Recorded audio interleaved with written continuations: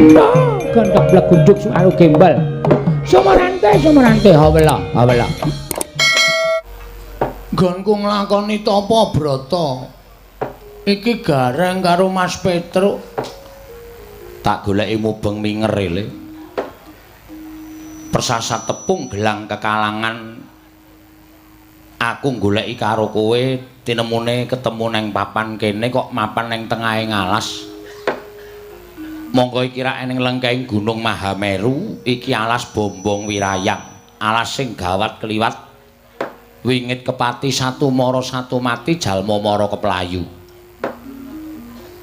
Kowe lunga saka Karang Kedempel ninggal karo tanggung jawab. Wigatine apa kok kowe mapan ning tengahing alas kene? Kakangmu aku karo kakangmu Petruk nyusul karo kowe. Sing wigati mung kepengin ngerti apa sebabe kok kowe mapan ning tengahing alas. Gong. Wis sawetara retu bapak kuwi lunga. Monggo Bapak Semar ninggal Karang Kadempel ora dingerteni menyang endi lenggahe bapak. Saiki bapak kuwi isih urip apa wis ora ana, kuwi anak-anak ora ngerti. Kowe aja gawe butek kahanan sing bening lho. Kok malah kowe ninggal Karang Kadempel ki niatmu piye? Sejatine apa kok mapan ana ing tengahing alas?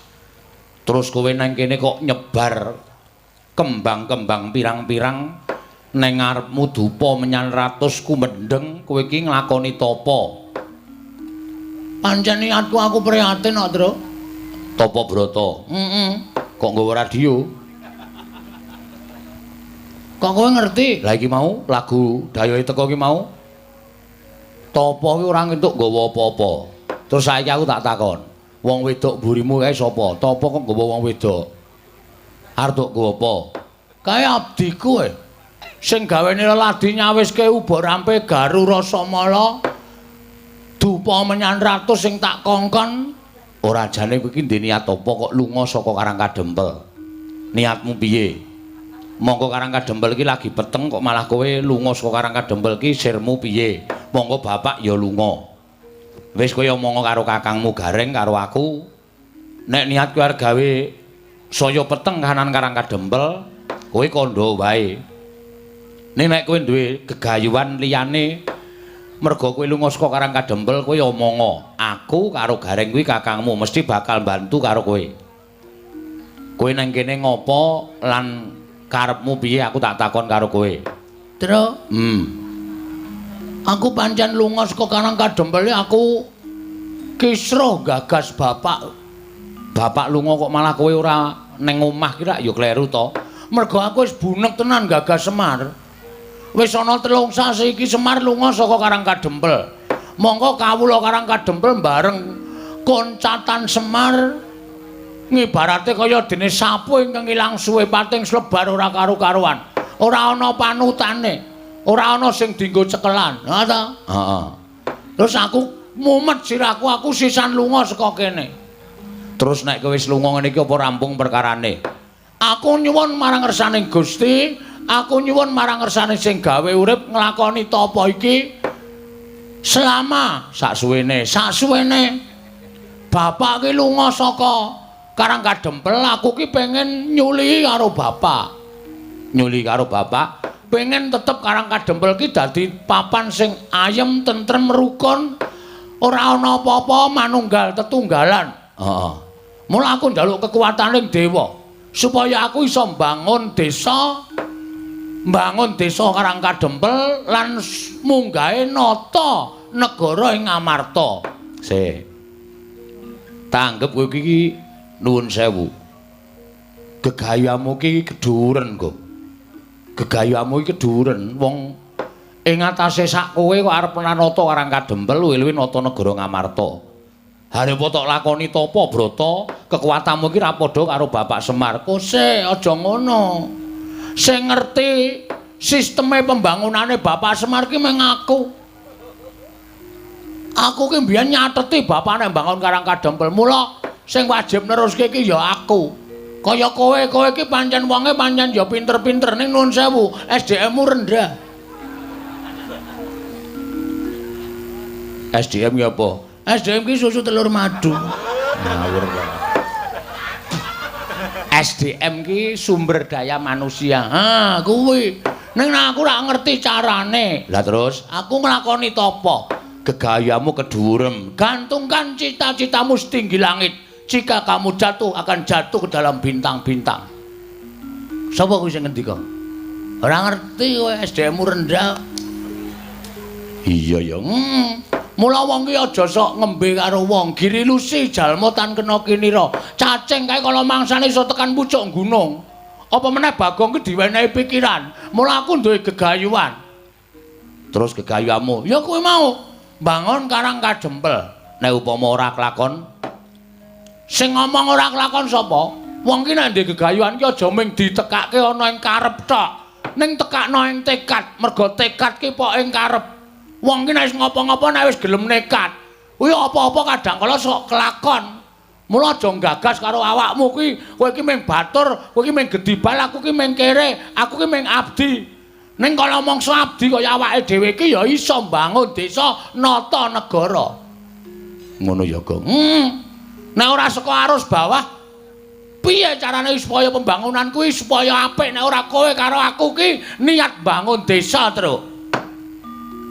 Handra ingkang puspitorum mengkere-kere dadak suluk yes ben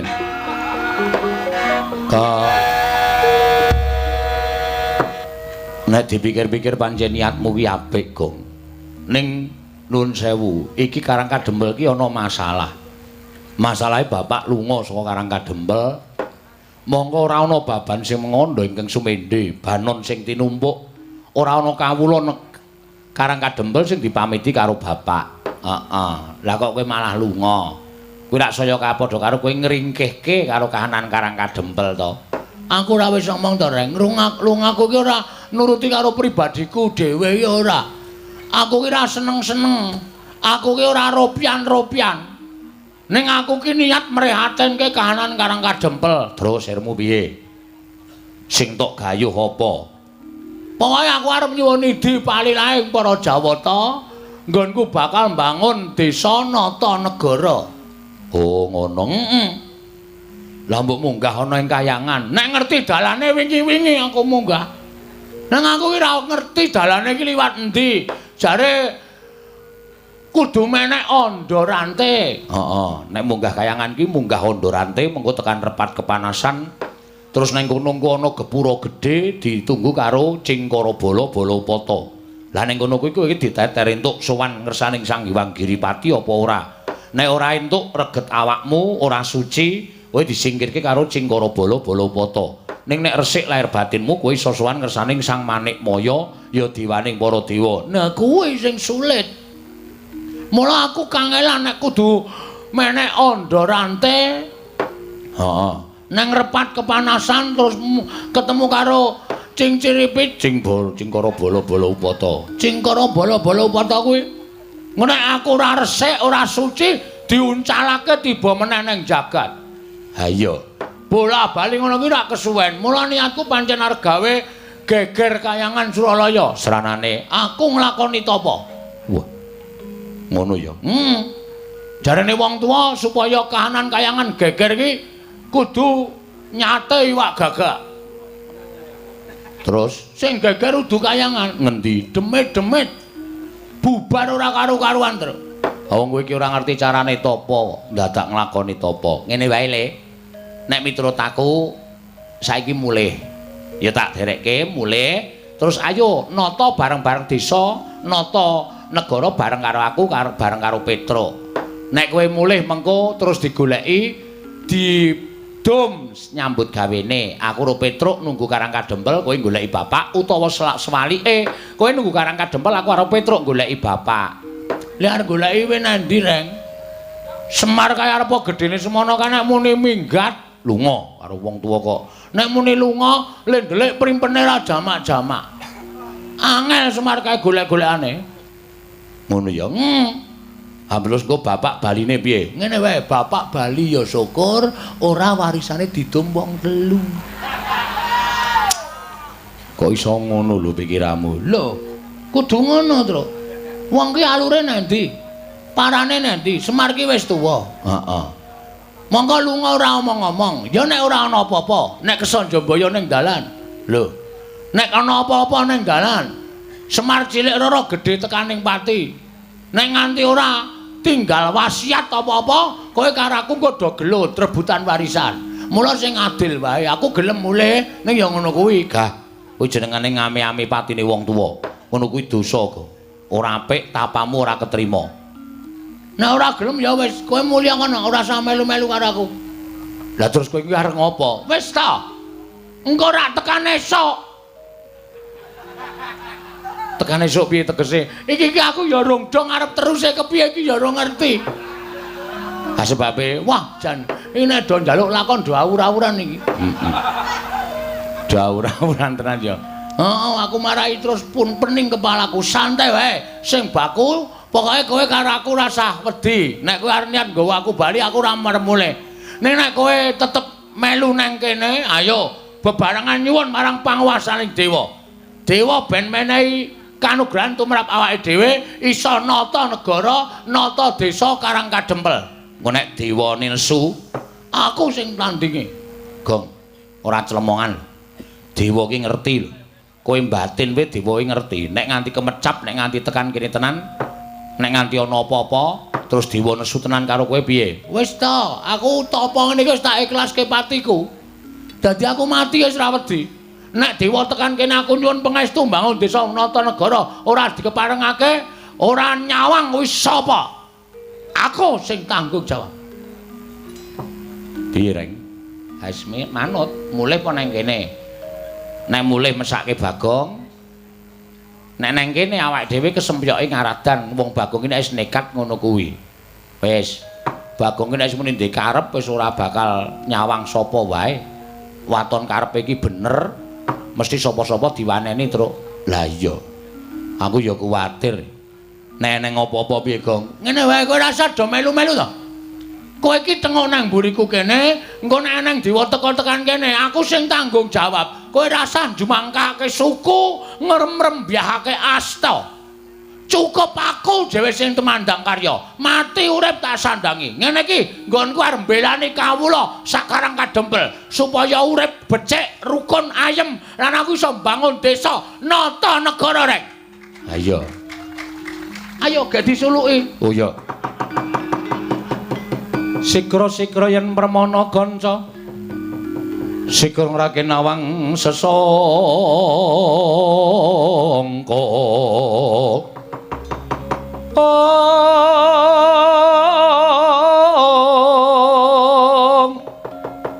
Nalindra mbek marwa sing sang katriku mulung. Katriku mulung mangrempak ing wadya.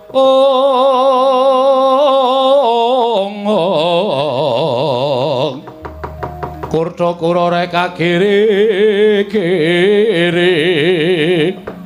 Ora nanggono magawe gelar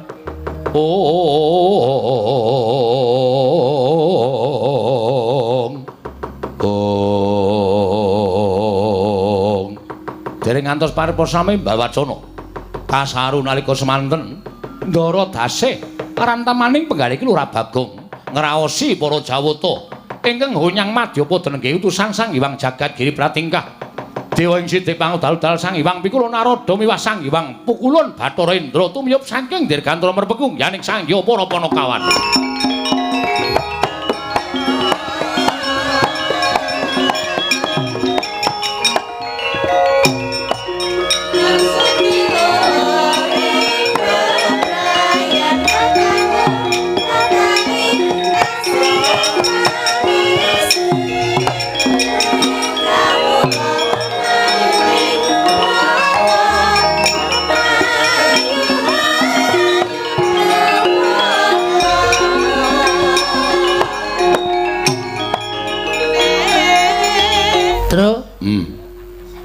Iki kok malah salah alamat ya? Salah alamat piye? Sirku sing tak kon rawuh ki dewa kok iki malah tuyul. Tuyul dengkul mlocot kuwi dong ora ya, Gong? Hah? Kuwi Sang Hyang Pikulun Bathara Antarada. Wah, dewa ta? Dewa, lungguh ngisor. Wah, dewa ya ana sing elek. Ana. Pak mau dewa iki bagus kabeh apa piye? Dibageke. Apa sing dadi penjangkamu wis kelakon kok. Dewa iki rasah kowe nglakoni tapa dirasani iki nek niatmu apik dewane mesti rawuh. Jenenge sapa? Pukulun Kaneka Putra. Sing gampang wae Narada. Narada pukulun nganggo pukulun. Pukulun sarawuh paduka pukulun wonten ing wana. Bombong wirayang mriki pukulun Bathara Narada kula ngaturaken sembah pambekti kula kunjung pukulun. Ah kencang warudayang lak wong. Kok malah ngendang terus. Ora. Sebutane ngono kuwi. Ah jan musuh Bagong iki nek ora tatak atine mesti rontok mau-mau. Pak Pong iki sebutane dewa, sebutane pukulun Bathara Narada. Wah, aku ngerti tak tundang ngono. Iya, Bagong, slamet tekaku ning Sambikala. Kita ngaturke bekti ulun tampa pangestu ulun tampanana. Kula pun ulun ya, Pak. Ulun ki wah iki angel rek iki nek ndelangke iki ngunek SDM rendah ning dhek sing SDM rendah dhewe. Ulun ki aku. Wo, kowe ulun, ha Petro? Lho, aku ya ulun. Wah, kowe rombongan ulun. Berarti kowe karo iki padha sak geng. Ora. Ulun ki aku, kowe ki kita. Oh, kita iki ora akeh. Ora, mung siji to? Mung siji. Nang nggih pukulun. Kula tampi akarya bombong raos sing manah ulun. Andadosaken suka marwata suta raos sing manah ulun. Dipun sekecaken lenggah kita. Kusik. Sing nganggo basa kita karo ulun ki mung jeneng ulun. Lah nggih. Kula nggih ngertos. Iya ning kita ora usah nganggo. Wah wis ditukokke kok ora dienggo. Aja ngono Bagong aja gawe bingung ulun ya Bagong. Ya wis ngono kuwi wae ya. Ah nek ngono malah jelas. Pukulun ngaturaken bekti kula kunjuk. Ah iya nala gareng ulun tampa. Pukulun ngaturaken bekti kula kunjuk. Ya Petruk ulun tampa pangestu ulun tampanana ya Petruk. Kula pundhingga jimat paripin dayana ning kasantosan. Wonten menapa kita rawuh wonten ing ngarsa ulun Pukulun? Ben mengke wae ngono. Aku cah cerdas e. Ha iya. Bener ta? Bener wis. Pukulun ngaturi prasaja kalian panjenengan ulun. Indra piye iki? Iya lali Bathara Indra. Bagong piye? Kula ngaturaken bekti kula kunjuk Bathara Indra. Iya, ulun tampa. Pangestu ulun tampanana. Oh nggih. Wah mesake sampean sakniki dhewe we. Lho, dhewe piye? Saplose Dono kalih Kasino mati niku. Indra pun mboten main film. Sabar lho Indra, sabar. Bagong iki pancen bocahe kaya ngene iki. Nek ora tatak tanggo-tanggon atimu, mungsuh Bagong iki ketekuk-tekuk kowe engko. Iya Bagong aku ijen. Oh nggih. Damel grup meleh. Ora. Wis ora Bagong. Wah nggih sampun. Kita atur bekti ulun tampa pangestu ulun tampanana. Kula pundi enggo jimat paripin dayana ing kasantosan. Wonten wigatos menapa Pukulun Bathara Narada panjenengan kita Pukulun rawuh wonten ing wana mrepeki anggen kula nglakoni tapa brata semedi maladining. Ha iki ngene Bagong. Nggih pripun? Prapta ulun kuwi ora saka pikajengan utawa saka karsa ulun pribadi kuwi ora. Nanging ulun iki diutus dening Sang Hyang Jagat Giri Pratingkah supaya mrepeki lawan jeneng kita. Sinten niku Sang Hyang Jagat Giri Pratingkah? Bathara Guru. Hah? Bathara Guru. Jare guru kok Giri Pratingkah? Jenenge akeh, blok goblok. Jenenge pirang-pirang Sang Hyang Jagat Giri Pratingkah, ya Sang Catur Boja, ya Manik Maya, ya Jati Murti, ya Purwakanda lan sak piturute kuwi jenenge akeh. Sapa kuwi? Bathara Guru kuwi. Berarti nek ditulis nang ngarep omah dawa banget ya, Tru. Ora usah ditulis. Kae lho ana tulisan lurah titik-titik ngono kae nek Bathara Guru kan dawa banget. Wis to, gek dibageke tak keplak mutar kuwi. Kuwi iki dewa tok sepelekke. Dewa cilike. Ming semono. Wah, aja sembrono. Dadi Prapta ulun iki diutus Sang Hyang Bathara Guru. Wow, berarti sampean asisten guru. Ya wis sakarep kita nggih kita omong. Ngene ya Bagong, pripun? Ulun jarwani ya Saploke kita nglakoni tapa ana ing telenging wana iki, ngerti ya? Yen to kayangan kuwi ora tentrem. Lho. Sebabe kaperbawan kelawan jeneng kita nggone nglakoni tapa brata ning telenging wana warsa. Wekasan kayangan dadake gara-gara. Gara-gara ing tumanduk ning kayangan wekasan dadake para dewa, para dewi padha nungsang kuyang gudel bingung. Laku jantrane merga ora kuat nampa hawa panas ingkang timbul saka nggon kita laku tapa brata. Mula tumuli sang Hyang Jagat Giri Pratingkah utusan karo panjenengan ulun tedhak ana ing Madyapada merpeki kelawan jeneng kita Kulup Bagong. Ing atase jejering kita ki ming Panakawan, ming Batur, ming kawula cilik nanging bareng Sekung Subrata nglakoni tapa brata. Wah, dalah kok gedhe dayane. Wah, nggih. Nggih Pukulun. Lajeng keparengipun Pukulun Bathara Guru utusan kalih Pukulun Bathara Antarada rawuh wonten ing wana keparengipun Bathara Guru kados pundi? Iki ngene, kita didhawuhi supaya leren nggone tapa. Aja nglakoni tapa ana ing lengkeng gunung Mahameru iki lan ana ing tengahing wana Bombong Wirayang. Dawing Hyang Pukulun Bathara Guru, kita kinen bali marang Karang Kadempel. Kita kinen bali marang Karang Kadempel. Kula, ya. Saniki, dina iki uga kita kudu bali nang Karang Kadempel. Merga nganti kita terusake nggon kita tapa, wah, kayangan ki morak-marik merga saka daya kita nggon kita tapa. Kula ya gumun lho, ing atase kula niki mung kawula nglakoni tapa brata, mongko lek kula tapa ya ora patiya serius. Kula niku tapa ya sok mangan kacang, ya sok mangan kuaci, nek kira-kira ngelih ya golek bedolan tela. Lah kok iso dadi geger kayangan niku nek mboten kebangetan dewane ora mboten mungkin to. Lho kok kebangetan dewane piye? Lah nggih no, ming sak kula tapa kok kayangan dadi geger. Lah kita ki jane tapa ki sedya kita apa to? Apa gunane dewa kok ora ngerti atine menungsa? Gong. Sabar kowe iki ngapa to? Menengo. Nek cah cilik ngene ora getak-getak. Tuman wae yaene kok klithian. Sesuk sekolah kok laene malah dadi wayang barang. Wah, jan aku ki nek ora jembar atine wis tuwe kawake bocah iki. Rabekno. Lho. Malah kon rabekke ora. Ha, kita apa ki janjane sedya kita apa ulun tak takon. Lah Pukulun niku dewa mboten ngertos. Ulun ngerti, ning ulun kepengin nyuwun prisa lan jeneng kita. Yen ulun ngerti kok ulun batangake dhewe iki tegese ulun kok ngasake marang diri ulun pribadi. Oh, ngoten. Jelase ngoten. Oke, ora masalah. Kula niku tapa niku nggadahi gegayuhan kepengin bangun desa nata negara. Paham? Ya. Sak banjure, mpun ming niku. Ora, kita aja nyengetake.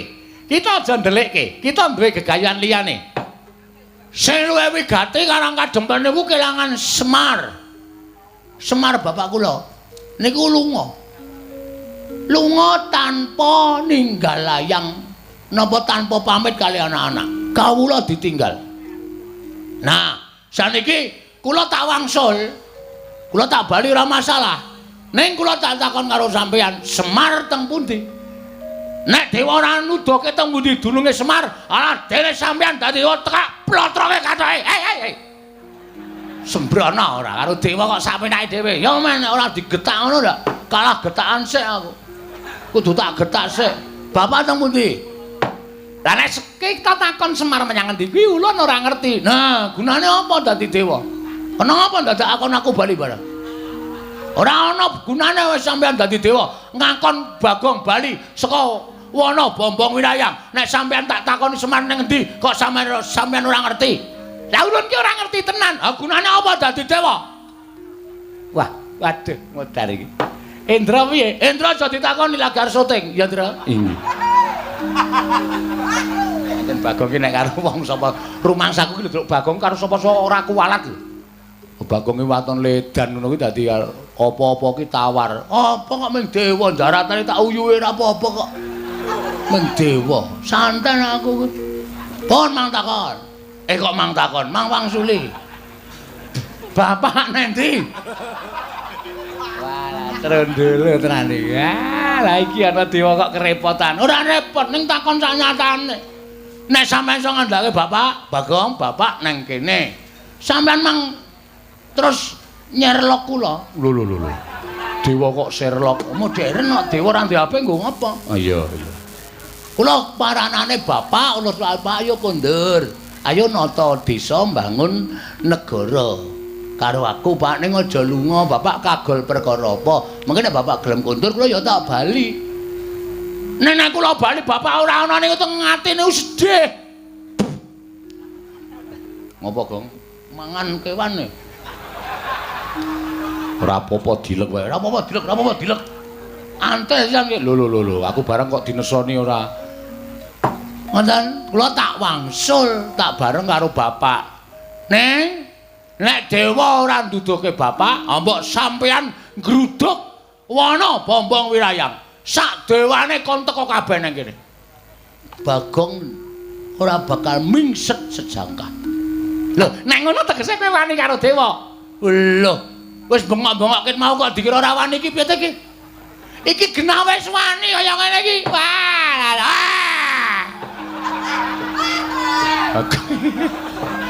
Oh, cocok ditandang omah wae. Papapong, ngono kowe. Papu bong. Awakku mun kaya dadi ora kuwalat ngono lho. Wah, cilaka tenan nek carane kaya ngene iki, ha, Jan. Ha iki terus aku lek goleki bapakmu nek ndi? Ha, bapak diatur kondur sik teng Karang Kadempel. Nek bapak mboten kondur teng Karang Kadempel, yakin kula ora bakal bali. Lah nek kita ora gelem bali, ula ning ngruda paripeksa. Weh, kena pasal kowe. Loh. Pemerkosaan itu dilarang oleh negara. Ngruda paripeksa kuwi padha karo pemerkosaan. Bagong rasa tok perkosa. Aku pasrah. Ah. Padha wae ora kok malah aku pasrah ora. Ngono. Ngruda paripeksa karo Bagong nuwun sewu. Rawe rantas malang tak putung. Mbangane Bagong kelangan bapak, Bagong ora iso sida mbangun desa nata negara, gunane apa kula urip teng alam padang nek ora migunani tumraping wong liya. Ora ana gunane. Amba ulung kula modar cemplungke kawah Candra Dimuka, kaluan ring ngrasake mbangane urip ora ana gunane uripe Bagong dienggo wong liya. Ora ana gunane Bagong urip ning alam padang pukulun Bathara. Sapa kuwi? Ah, lali kok. Aku krungu keploki dadi lali. Krungu keplok kok dadi lali. Sapa, Tru? Kaneka Putra. Kaneka Mawarna-warna. Kaneka Putra. Kaneka Putra, ya Bathara Antarada. Jenengmu pira? Lho, oke. Ayo sapa wae? Lho iki kepiye to wis geger kaya kene kok dadak takon jeneng. Aku iki gek ngomong kok. Lha wis bengok-bengok kaya ngene kok ora ana tindakan bablas. Niatmu piye? Nek arep gawe Bagong bali ora gelem ya sampean gek nesu, ngono lho. Wah, tutuk sepatu sisan kowe. Nyilih sepatune tak ngnuthuk kowe. Lho. Nyilih sepatu kok ngnuthuk sing duwe karepe piye? Endra, wonten dawuh iki Bagong piye kaya ngene iki, Endra?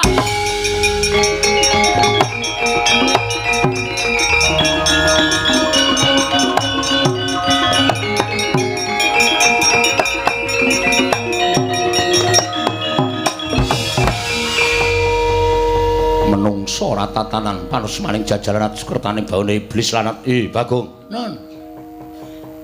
Kowe ngerti? Iwang Pikul Narada kuwi sapa? Maksude? Iwang Pikul Narada kuwi sembaning para dewa. Kami tuwaning dewa. Oh, Modin. Udu. Kami tuwaning dewa kuwi dewa sing sepuh dhewe. Selagine para dewa wae wedi karo Iwang Pikulun Bathara Narada kok kowe nyamah marang asmaning Iwang Pikulun Kaneka Putra. Apa tegese kowe bakal ngembari marang panguwasaning para Jawata? Boten ajeng nyamah. Ning nuwun sewu, kabeh niku kudu ming sak traju. Nek akon wong mule kula dikon bali niku gampang. Kula bakale bali, ning kula ya iso ngaturke syarat. Kula ya dikeparengake ngaturke syarat. Syarate waton dewa iso nemokke Bapak Semar, kula tak mule. Yakin kula ora arep wani karo dewa. Nek Bapak Semar ora ketemu, mangke nyuwun ngapunten kula ya ora gelem bali. Yen kowe ora gelem bali kowe wani karo dewa. Nuwun sewu apa dewa ki ora entuk diwaneni ya. Apa dewa ki ora entuk diwaneni? Dewa ya menungsa lho, Mas. Dewa ki mung ora kedunungan pati ning iso ngrasake lara, isih iso mangan, isih iso ngombe. Dewa ki dadi kapercayaning sing gawe urip nggo niti priksa marang mobahmu sing para titah. Aja dianggep dewa iki dhuwur dhewe derajate terus menang idak-idak wong cilik kaya Bagong ngene iki. Wah, aku kok merinding, Truk. Lambene turah kok wis aku. Aku yo tap-tapan terus. Ngono. Do mundur nek ora wani, ora usah do melu-melu. Lah, kowe nanti aku ora arep lunga. Iki bungkusanku. Arep do dibuka enake iki nggo sangu topo e. Topo kok nggo panganan ana molen barang. Ngeleh. Ngeleh ora. Ora dipangan lho, ora. Ayo teruske. Lho. Iki rumangsaku aku malah bingung musuh Bagong. Pancen tak gawe bingung. Terus karep sampean pripun? Yen ngono kowe ora gelem bali. Mboten. Yen ngono kowe wani karo dewa. Mboten ajeng wani. Ning kudu dewa ya iso nuruti karepe Bagong. Ora mung kudu karepe sampean sing dituruti. Niku kudune ora adil. Sampean iku piyais nang dhuwur, lenggah nang dhuwur. Sampean ya iso kudu nuruti kawula cilik kaya kula. Kula tak nuruti karepan sampean. Niku jenenge imbang. Ora sampean tok sing dituruti ning sampean ra nuruti karepe kawula cilik niku mboten apik niku ora iso manunggal. Lah pinter tenan kowe. Ayo apa kowe? Plembungke sisan kowe. Ha. Dewa arep diplembungke ora kecekel dope. Goleki aja. Ngerti aku dope padake. Angger cah semono ki dope mesti cilik. Wes ngonten niku adile. Saiki ngene, kowe gelem bali apa ora? Mboten. Kula gelem bali nek Semar ya bareng bali nang Karangkadempel. Nek ora gelem bali aku ingkang ruda paripeksa karo kowe. Nek kula diruda paripeksa carane cacing niku kepidak menungso ngolet ora ngrasake lara. Ning butuh males karo sing midak. Monggo cacing niku ora ndek perasaan. Nek sampeyan ajeng mula sara karo Bagong, kula menungso. Kula niku titah dimenehi perasaan. Nek nganti kula ngrasake lara, nek kula males karo sampean, sampean aja lara ati. Metu njaba. Piye? Metu njaba. Piye kowe? Dewa kok ora tanggung jawab. Mulane aman-aman bae wong tok-tokke njaba. Kaya ngono kok dewa lho, agi aku ora metu njaba. Kowe dewa metu njaba. Sendra metu iki rasa dadak kok kian gunung tanpa guna. Ora minggat larak. Dewa mau medal kula nututi karo sampean, Pak.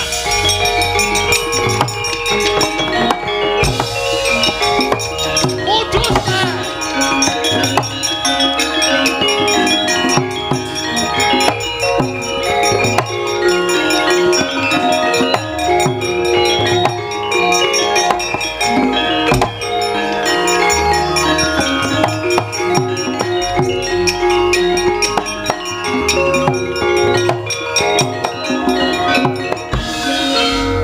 Nek kocluk kowe nantang dewa ngono kuwi apik apa piye? Kowe iki ameng-ameng nyawa uripmu, Gong. Kowe padha karo anguk-anguk kawah Candra Dimuka lho, Gong. Kowe kok nantang karo Bathara Indra. Bathara Indra ki sapa? Ambo. Kok takon aku? Aku ora tau ngurutke silsilah Bathara Indra kok. Nggo ngapa? Bathara Indra ki putrane Bathara Guru sing nomor 4. Ngono. Nek kowe wani karo Bathara Indra, nek nganti Bathara Indra ki ngajak kanca-kancane ruwang-ruwange dewa ngeroyok karo kowe piye?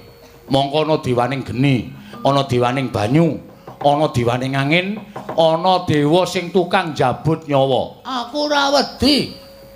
Wis ta? Lah mbok do ngruyuk karo aku ora masalah, Truk. Tenan kowe ora usah kuwatir karo aku, santai wae. Santai. Tak pethone nek kowe ora gelem ngewangi tak pethone dhewe. Wis ta? Kowe siap-siap wae gareng bedah bumi. Lho. Petro ngabari tangga separo. Kon ngopo? Omong nek aku mati ngono wae. Aku iki wani kok ming pamit mati iki njur kekuatanmu nendi? Nek ya kuwi.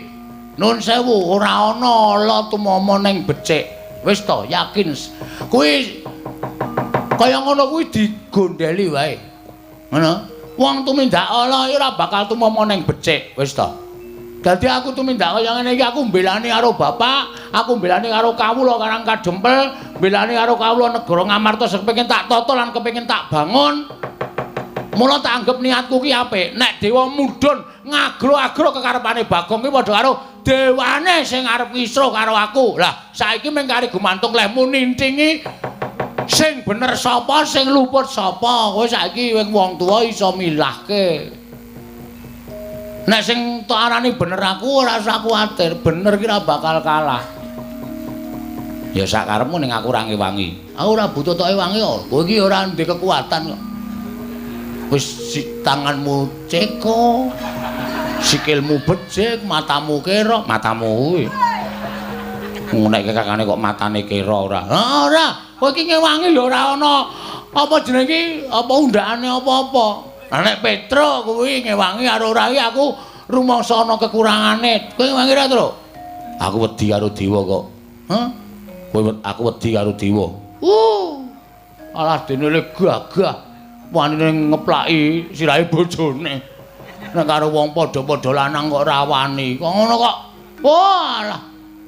Ana tuku daster kono. Gek rok-rokan wae ngono. Karo dewa kok ora wani. Kowe wani apa, Gong? Sing tak medeni apane? Terus iki piye? Tak pethuke, ora usah kuwatir. Kowe do ngaso kono. Ya. Ngaso ya? Ya. Engko nek kowe mati, aku gotong nggo bali. Oh iya. Ngono wae pakaryanmu. Nek aku menang kowe melu gleleng. Oh iya. Penak ta? Heeh. Ora rekoso tur kepenak lekmu tumandang. Ya. Kono gareng mulih kono. Nek kowe mati, wis ora usah mikir aku mati. Wis to, ora nek mati. Aku nek mati yakin wis to, wis ora usah kuwatir. Ora tekan 40 lekmu nylameti. Mergane pitung dinane kowe wis nusul aku, Reng. Dengkulmu mlacot. Ngedeg-degi senengane. Wah, tratap aku ora. Ya sing ati-ati ya, Gong. Wis ora usah kuwatir, pethoke dewa-dewane terus. Ya.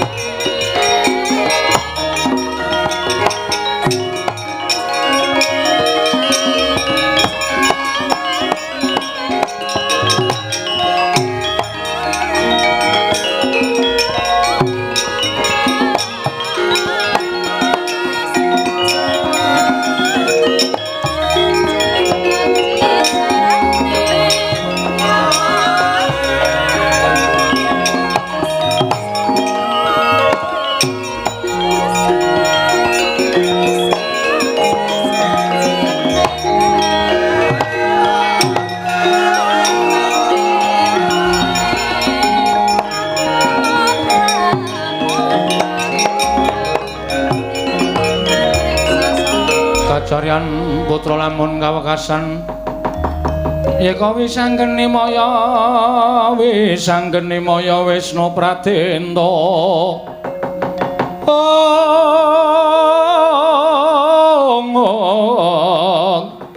wisanggeni maya Wisnu Pradenta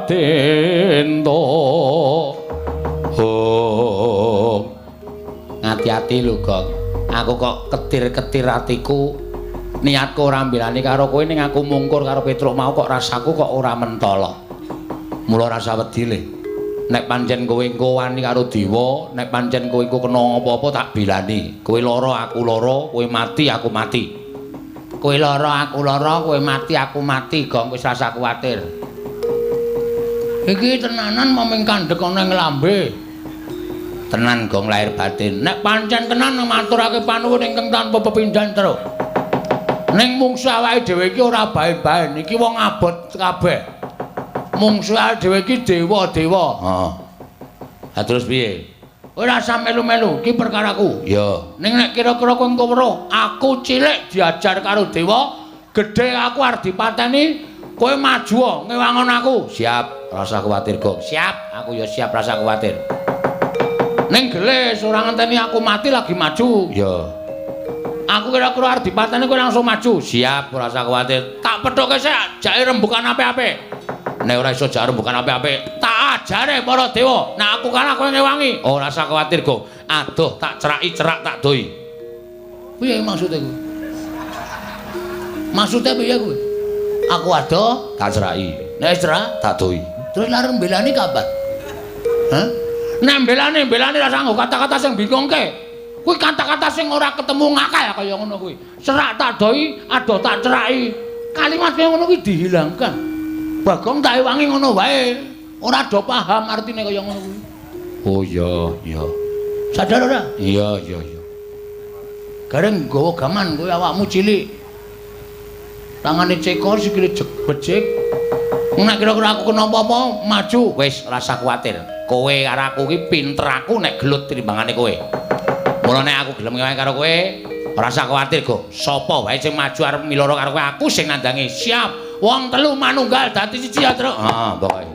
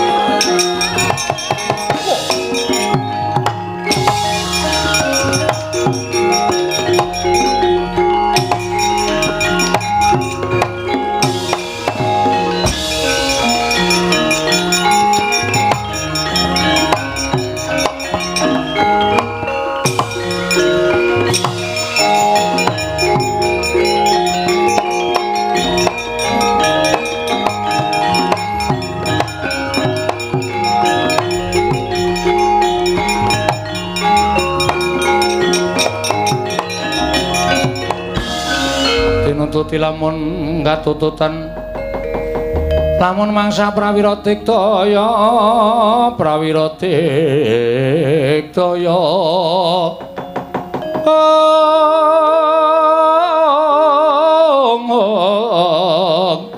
ora nggono magawe glarira wang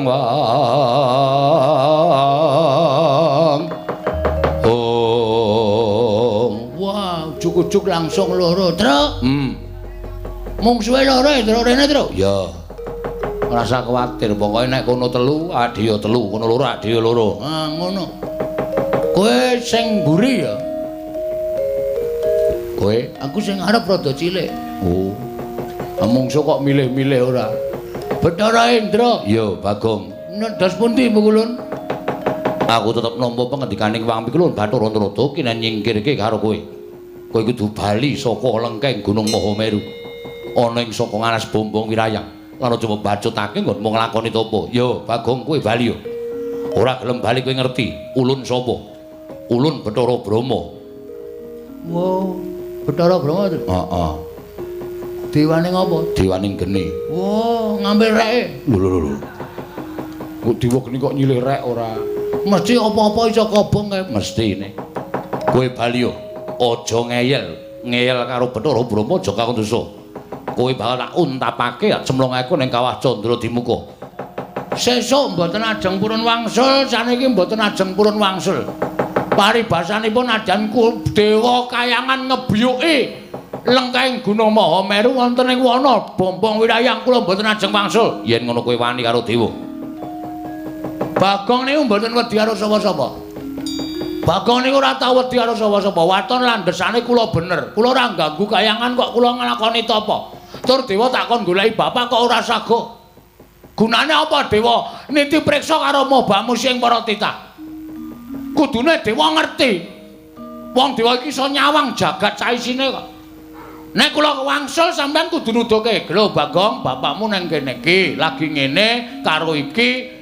Duwe gawe kaya ngene, mengke tak jujuke Semar. Ming perkara kana mong kaya ngono angel lho. Kok kaya didelik-delikke? Ulun ora ngerti ning endi bapakmu. Kok ngono kok dewa? Dewa kok ora awas paningale. Yen ngono kita wangkal. Wis ket mau arep wangkal aku arep. Wani karo Bathara Indra. Sing tak wedeni apamu? Siap lho, Tru? Ya. Iso nglangkahi kuwandane Bathara Indra.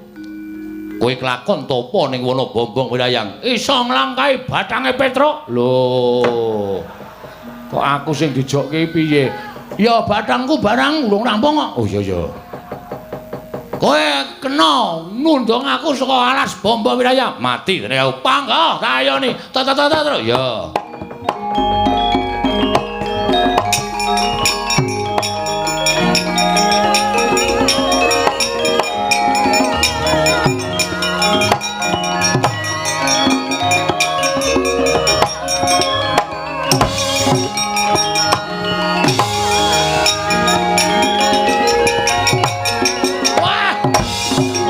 Ayo.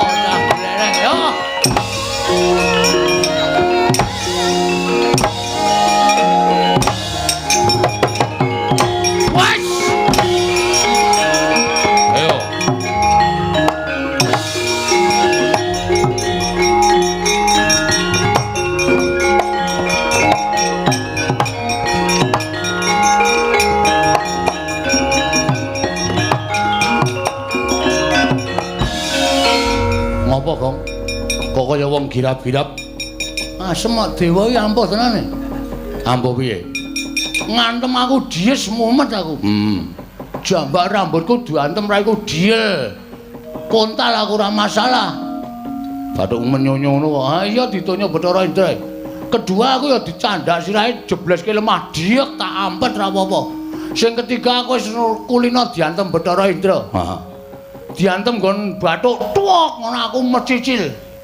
Ora apa-apa. Candak siraku jebleske diantem meneh aku ora apa-apa. Ana kesempatan terus. Tak candak tangane set tak dunke sit. Lek kok ngantem wis kaya tenagaku atoke kabeh. Bathara gletak jengkulmu atas. Lah piye? Ora kena. Lho. Ora kena. Kayane kena, ning ora kena. Kuwi jenenge aji lembu sekilan. Ketoke kena ning kurang sekilan. Dewa iki do goblok. Lho. Aku duwe aji lembu sekilan kowe tak guang kok, Tru. Mergane, wah, kowe nek duwe mesti geton kowe. Kayane kena ning kurang sekilan. Geton aku. Tak buang kok ya isih do dienggo. Lho, gunane ngono kuwi saiki delok. Kowe ngantem ora kena to. Wah iki mati tenan awake dhewe terus. Ah iya, dewa wis tak omongi ampuh kok kowe ngeyel. Ning mesti ana kelemane, ana pengapesane. Aku yakin sak ampuh-ampuhe wong mesti ana pengapesane. Sak apes-apese wong ning kadang kala mesti duwe kekuatan sing ngedap-edapi. Terus, mbok kowe omong. Nek wis tau domongi bapak aku dikandani. Kekuatan kelemane dewa iki endi? Nek jarene bapak mbiyen jaman suwe banget aku tau dikandani. Nek kowe mungsuh wong utawa sing derajate dhuwur, kuwi aja ngungkuli karo derajate wong mau. Tegese kowe nggonana lekmu dadi kawula. Kowe mungsuh dewa kuwi papane ning kayangan nggon, Gong. Nek nganti kowe ngantem dewa kok nggon dodo apa nggon rai, ora kena. Merga pancen mesti derajatmu ki sak ngisore dewa. Terus jarene bapak nek mungsuh wong sing didaya kaya ngono kuwi ling ngantem dodo medun. Kene ngene. Meteng mesti kena. Kene mesti kena. Entuk wong kuwi ngisor dodo kok. Wah, mati we. Wis ngantem sak tutuk-tutukmu acan, ndak slentrek ora mules, aja tundang bangkong lekane.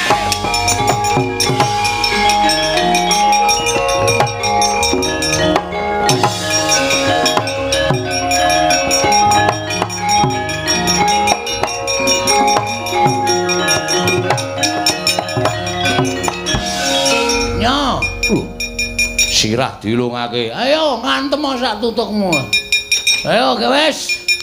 Persiapan mlebu ICU engko. Lho kok malah sumbar wae yo ngantem. Mati dari aku nyoti bakno pecah siramu. Ayo guys aja omong kowe. Ayo mburi. Mati. Milih gantine dodo apa? Nyo. Lho ora apa-apa. Ora apa-apa ki padake aku ya anak dewa. Kowe mau ngantem aku ora kena. Saiki nek nganti ora kena, aja diundang Bagong. Apa kira-kira iso ngantem dewa? Kon ngantem tenan. Iso kira-kira ngantem dewa. Kon ngantem tenan. Antemen iki Ganeng pati. Waduh mati. Apa kowe model?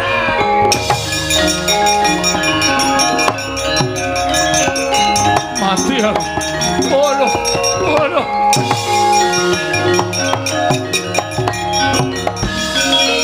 Piye Gong? Sukses.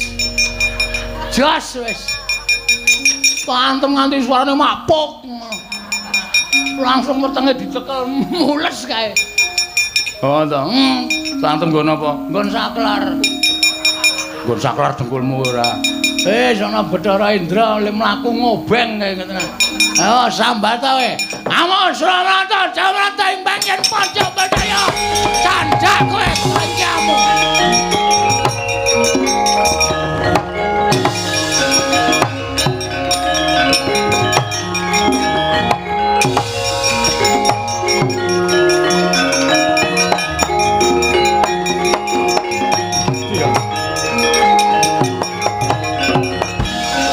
Kakang Bathara Indra mundur mbrangkang. Waduh mati aku Bagong kok ngerti keringkiane dewa. Lho Kakang Bathara Indra dikapakke. Wah edan yayi edan nginceng sak penake dhewe. Le ngantem dipol-polke wong nang weteng semengkring rasane. Waduh wis kono maju aku tak ora maju. Boleh mlaku kenapa kowe? Wah loro banget. Kena kain kuwi loro banget. Bagong gugu karepe dhewe. Wani karo Bathara Brama tiban daya kemandenku kobong awakmu mbuh dadine poho kawan.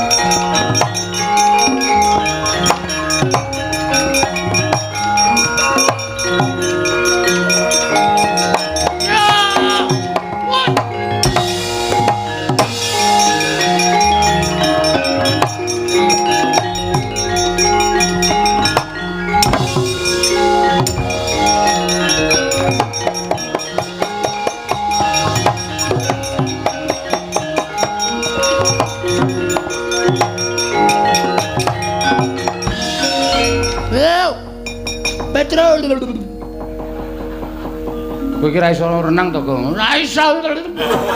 Paling mleboni iwak. Iwak apa?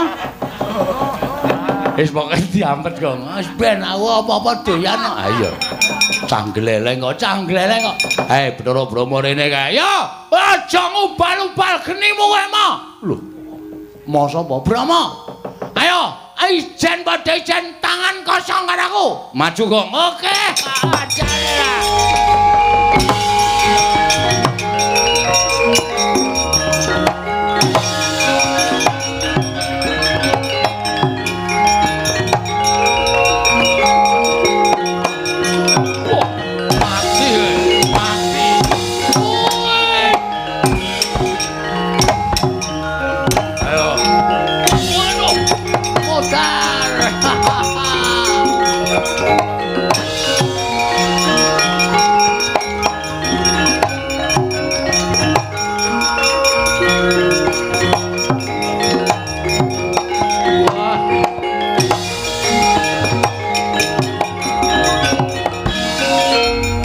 Bathara Brama mundur Oh, ladal. Bagong pancen ora kena dijum sarana aris. Wani gawe begering para dewa. Oh, konangan Yama Dipati jabut nyawamu mbok dadine pati. Oh.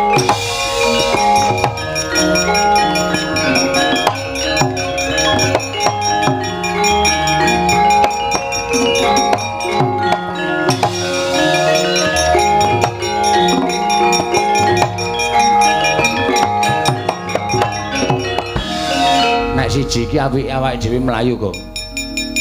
Ki dewa tukang jabut nyawa. Sapa jenenge? Yama Dipati. Ayo sing jabuti nyawa-nyawa kuwi. Kowe maju jabut nyawamu modar. Ki nek siji iki awake kudu mlayu, nek ora mlayu mati tenan. Minggir, Gong. Kowe ngono dikandhani ora to? Nek kowe maju kowe engko dijabut nyawane kowe mati aku kekelangan. Aku malah kelangan kowe, Gong. Mati urung jabut aku kowe tak jabuti untune. Lho. Mundur. Gong, kowe mati tenan. Kowe mati tenan.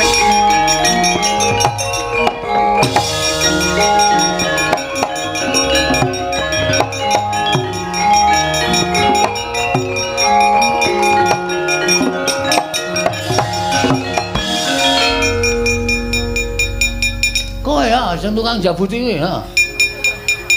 Jabut nyawa. Wis mbok nyawa mbok apa sing penting kowe tukang jabut to? Iya. Ayo arep ngapa kowe? Kowe gelem bali apa? Ora gelem bali jabut nyawamu. Piye? Jabut nyawamu jabut. Jabutan. Kowe iso jabut aku, bumi langit tangkep mati tenan aku. Wis candak sirahmu, sendal nyawamu. Wis. Hei. Hop. Wah, angel banget ta iki. Ayo, iki nyawa perti kaya ngene iki. Ora bakal iso tak jabut. Wah. Waduh.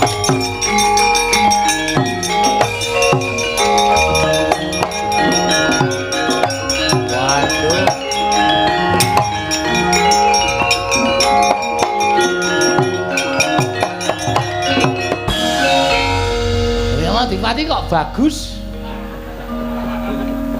Bon nek mungsuh pana kawan niku kewirangan. Ajeng kula jabut nyawane, ajeng kula candhak sirahe angel raja mak lunyune. Bul Bagong niku sirahe digrujuk solar. Anggere keneng mlunyu, keneng mlucut, keneng mrucut. Lah cah edan lah kok tadi jenggotmu ilang. Disaut jenggote dijabut sak kayange.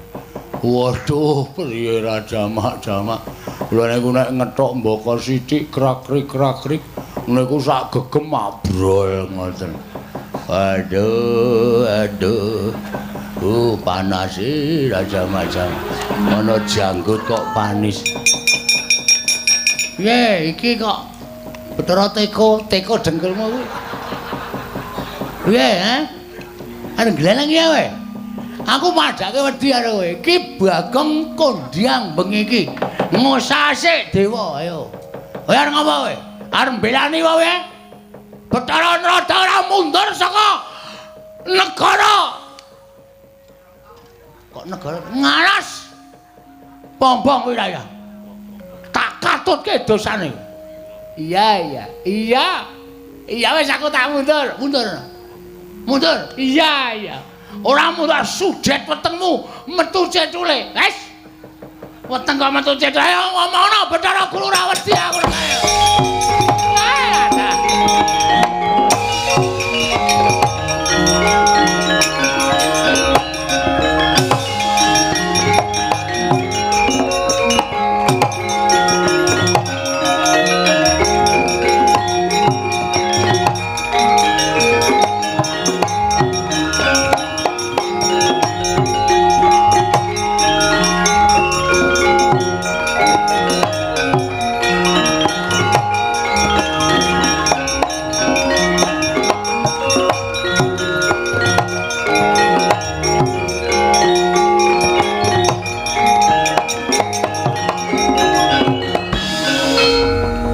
Narada kuwi sedaya para putra-putra Jawata nungsang puyang gudel bingung sami kendang kapracondhang menika kados pundi dalah Bagong berguguk nutawaton boten purun wangsul dhateng arah kadempel piyambakipun pilih tapa wonten telenging wana bamba wirayang wonten lengking Mahameru ingkang dipun suwun Bagong purun wangsul ing kedah sareng timbulipun Kakang Semar Badrana ya mongko Kakang Semar boten dipun mangertosi wonten pundi papan denungipun ngantos dados daretantaraning para dewa kaliyan pun Bagong.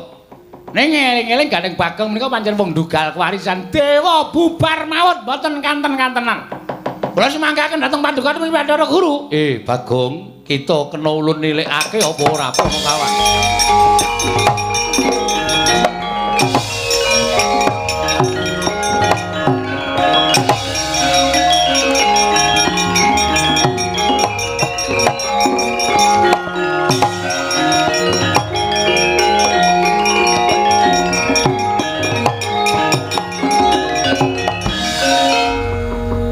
Pandhita kang kinarya wangsit pindha kombang ngajaping tawang susu angin ngendi nggone Truk sapa iki Truk? Bathara Guru. Hah? Bathara Guru kayane wis menyang lho muridé durung teka kok wis teka. Bathara Guru dewaning para dewa ya kluthuk kowe. Totok sisan. Sing tak tandani. Tangane kok papat ya, Tru? Ora apa-apa Bathara Guru kok. Wah. Adus suwi, keleke papat. Lengosoki suwi. Ya ben, iki senengane karo Bagong. Ponokawan Bagong. Wonten dawuh ulun kita ngerti ulun sapa nggih kula ngertos Paduka Ulun Bathara Guru kita kuwi ngerti ulun sapa sesembanipun para titah ulun dawuh kelawan jeneng kita lumantar Kakang Narada kok kita ora ngestokke nuwun sewu Ulun kula dereng purun wangsul sebabe Bapak ical lho ilang kena ngapa mboten ngerti lali deleh hus Lalu deh ora bapak ki menungso. Heeh, pokoke murca saking Karang Kadempel. Kula pulun wangsul. Mergo kula ya ndek gegawan kepengin bangun desa, bangun kutha. Iya. Ning kudu bareng karo Bapak Semar. Nek Bapak Semar mboten kondur, kula ya ora arep mulih. Kita ngerti, kita laku tapa ning wana Bombong Wirayang kuwi gawe geger kayiwangan. Mula tumeli ulun urusan kelawan para dewa ngundurake kelawan jeneng kita. Kula mboten purun wangsul, kita wani karo ulun. Mboten. Lah kok kita emoh bali. Tesih kerasan teng mriki. Kita bali yo. Mboten Bu Ulun. Yen kita ora gelem bali tegese kita wani karo panjenengan ulun. Nyuwun pangapunten nek panjenengan pun dikon kaya ngoten monggo mawon. Ning kula mboten ajeng wani kalian dewa. Ngene wae Bagong. Pripun? Yen kita kuat nadai daya kekuatan ulun, kita bakal ndak keparangake topa ning Bombong Wirayang. Nah yen kita ora kuat nadai daya kekuatan ulun, kita bakal kendang kapracondhang mbuh menyang endi tibane. Yen perlu tiba kita bakal dadi sarana tekaning pati. Pun ngoten mawon malah prayoga, Gong. Ora edan kowe iki. Kowe piye to, Gong? Meneng ah. Oh minggat bae kono. Senengane ngegol-goli wong ora. Kowe nek kena daya kekuatan ing Bathara Guru kontal, kowe tiba sirahmu ketatap padas pecah. Modar kowe. Truk. Nek bapak ora mulih, aku mati ra apa-apa, Truk. Wis kono kowe mulih kono. Kono ngurusi anak-anakmu kono. Aku tak mati ra apa-apa. Ning nek kowe mati tenan aku kelangan. Wis to, santai. Rasa kuwatir engko bapak kon gojek karo simbok men simbok meteng meneh. Gue terus anak-anak aku kaya aku ngene iki ngono kuwi. Rasa kuwatir to? Moh, aku moh Gong. Wis, kowe nek ora gelem minggir malah tak nesoni lho. Kono mulih kono, Gong. Wis ke santai wae. Arep tak rasake kaya ngapa to kekuatane Bathara Guru iki. Iki ku jane ra ndek kekuatan. Nek ndek kekuatan mesti dadi Bathara dosen. Hus. Iki kan biyen mung guru terus gajine ra mundak-mundak. ketiban guntur geni guntur angin. Embuh tibamu Panakawan Bagong. Pun mang tibake nek pancen ajeng nibake guntur geni guntur angin pun monggo. Kula ikhlas mati ora apa-apa pukulun. Kene marganing pati kita Panakawan.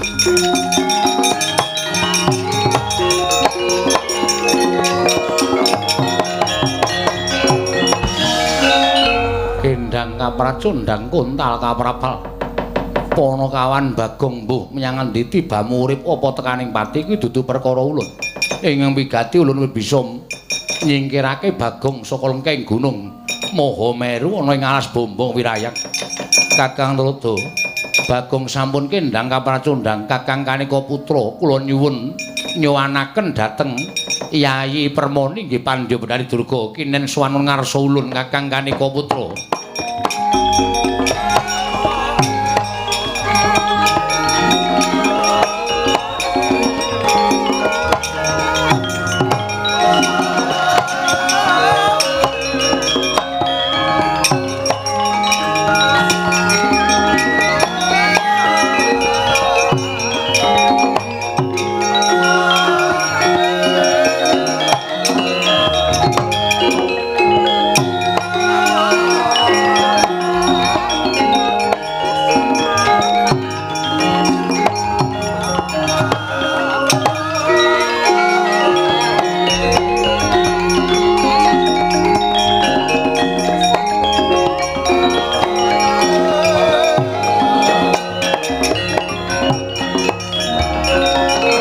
Pandhawa tata Gatiwisraya Indriyaksa Sara Maruta Pawana Bana Margana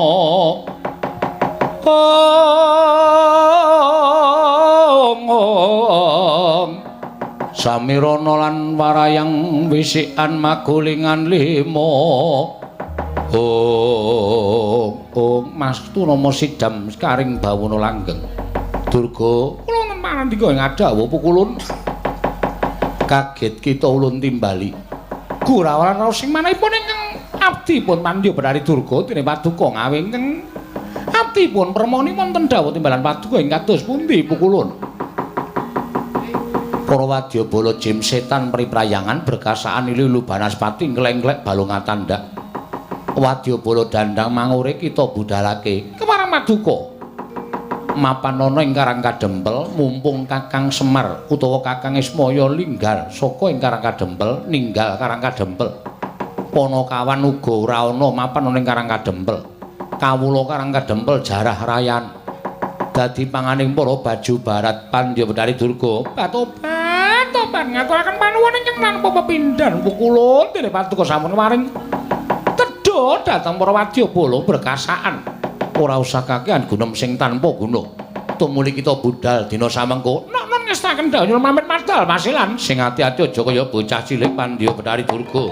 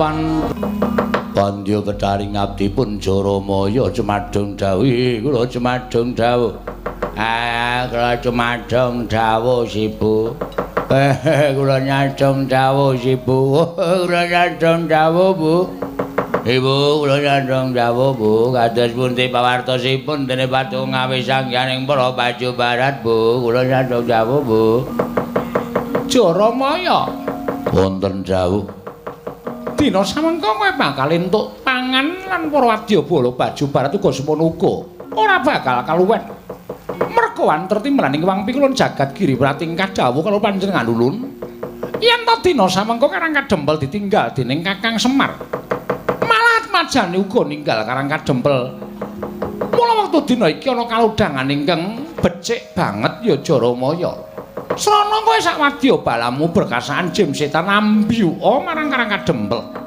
sawise ambyuka ning jroning Karang Kadempel dina samengko dikeparengake kowe nadah kala mangsa para kawula sak Karang Kadempel dadi panganing para Baju Barat wah ladal menapa menika saestu makaten iya pancen mengkono wah ngaturaken panuwun dene para putra-putra paduka pikantuk tedha Kanjeng Ibu ora ngaturake panuwun ya Ibu dene anak-anakmu entuk pangan kabeh mula ora usah ndadawa dikang reja ning cicir sarta aja ning kengkeri ning dandang maure kabeh dibudhalake lumarep nang Karang Kadempel dina samengko diwarengake mangan kawula sak Karang Kadempel oh ladalan nyuwun pamit matal pasilan sing ati-ati aja ya bocah cilik Jaramaya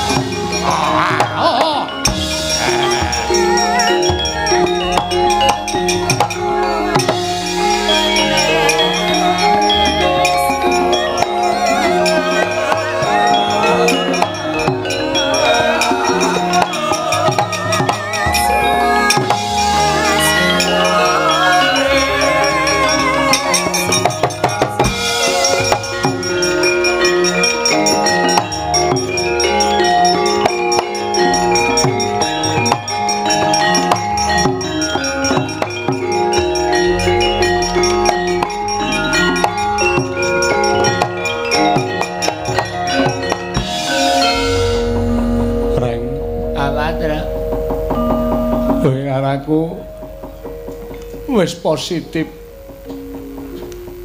Positif piye? Mbok dipresake nek positif. Tegese kelangan nadi, Rek. Mbok apa sing apik cangkeme iki, Truk? Wong Bagong bar perang karo dewa-dewa.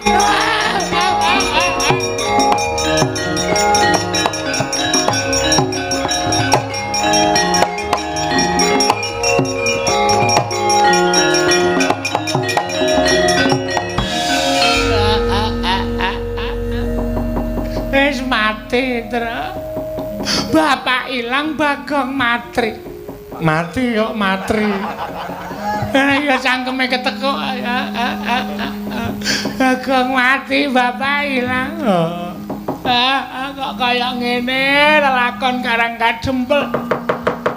Tumpuk matumpal-tumpal kaya ngene. Terus nek miturut kowe piye? Opak dhewe goleki Bagong, goleki Bagong cetha adoh banget kontale wong Guntur geni Guntur angin pusakane Sang Hyang Pikulun Bathara Guru. Kekuatane ngedap-edapi iso Bagong kontale nganti tekan 1500 km. Adoh ya. Adoh. Saiki Bagong genah mati. Terus nek ade goleki Bagong terus gunane apa aku tak takon. Ngotong-ngotong bathang adoh banget ta. Ya terus Mulih wae ning Karang Kadempel nunggu bapak. Ya nek bapak timbul, ya nek bapak ki ngetok utawa guntur ning Karang Kadempel. Nek ora, kowe karo aku mung nunggu apa? Ora ana gunane. Mongko ya Bagong mati wis piye? Apa ora sedih? Nek nganti bojone Bagong goleki, terus takon kowe, takon karo aku. Mas Petruk, Mas Gareng, Mas Bagong teng pundi le arep wangsulan piye? Delok bojone Bagong le mlaku we mur ndek kaya ngene iki piye? Apa ora mesake? Piye? Kowe arek aku terus kudu piye, Tru? ngene wae Reng. Piye? Melayu neng Ngamarta. Wadul Ndara Pandhawa babakan kahanan iki tak kira nek Ndara Pandhawa wis prisa. Nek bapak lunga saka Karang Kadempel, ning perkara Bagong ora Pandhawa durung prisa. Sapa ngerti nek Ndara Pandhawa ora nrimake patine Bagong, Ndara Pandhawa ngamuk ning kayangan. Cocok. Seru bukleru. Cocok. Ayo melayu nang Karang Ngamarta wae, Tru. Den Ndara Puntadewa ngaturaken setiwasan, Den.